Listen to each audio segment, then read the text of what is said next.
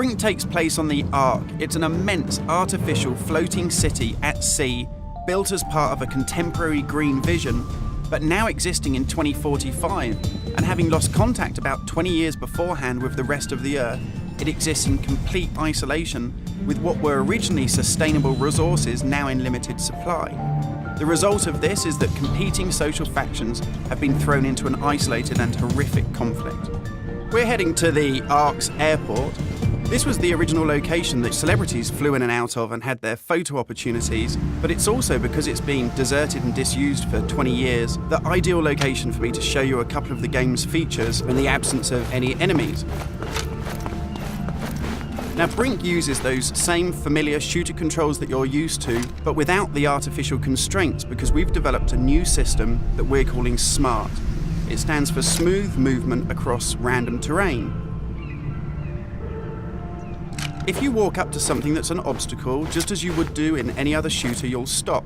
But if you want to try and indicate to the game that you want to get somewhere as quickly as possible, using this SMART button, you're able to vault, mantle, and climb with ease.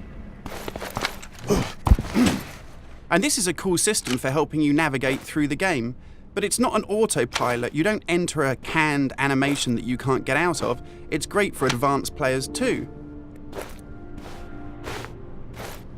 If you're approaching an obstacle, like a security sensor, and you want to make it through that obstacle without perhaps alerting the enemy to your presence, you could just look up, and you'll mantle up and over that automatically.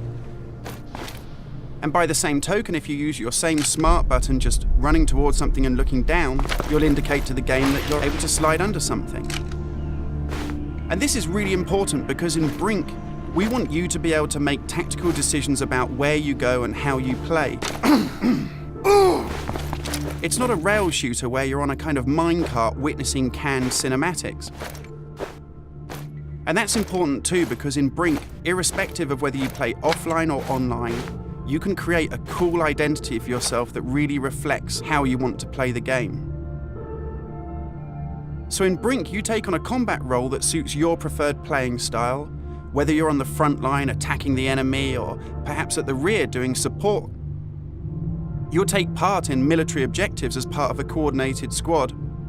And when you complete these successfully, you'll earn experience points that allow you to unlock cool upgrades for your weapons, really cool abilities that suit the way that you want to play, and also cool outfits that reflect what a badass you are.